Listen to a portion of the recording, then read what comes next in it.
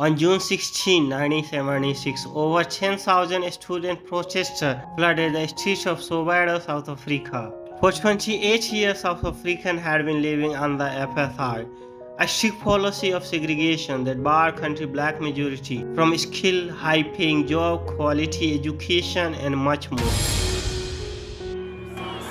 Apartheid in South Africa crumbled after Nelson Mandela walked to freedom.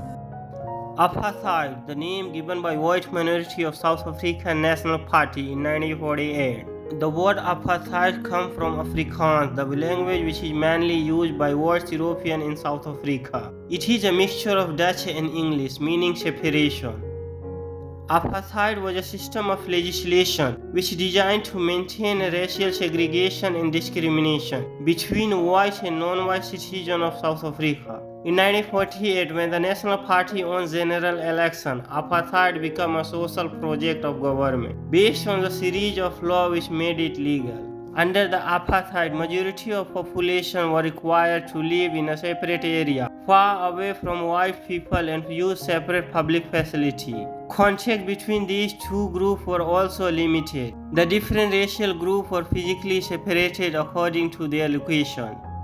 First, it became illegal for make sexual relation or marriage between white and non-whites.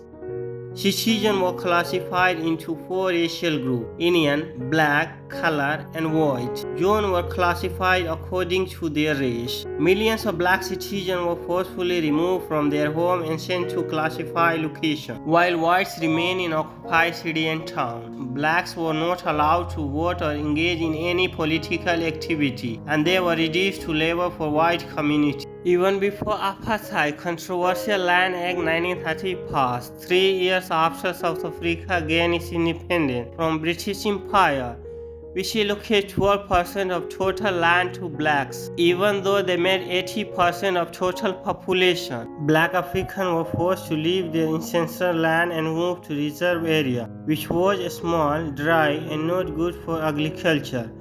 Hence, the blacks were forced to work in a white's own farm and mines on a low wages and considered as a temporary visitor.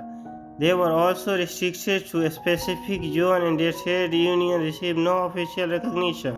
People started to protest against racist law by non-violent methods, but the National Party was not happy with it. On March 21, 1960, armed policemen massacred demonstrators during a peaceful protest. The following day, at least 600 people died, but it was just a beginning. In 1974, government announced schools would be forced to teach some subject in Afrikaans. When students rose up to fight against injustice, government response was a swift. Armed policemen turned their weapons into crowds and killed at least 150 students, including victims as young as 13.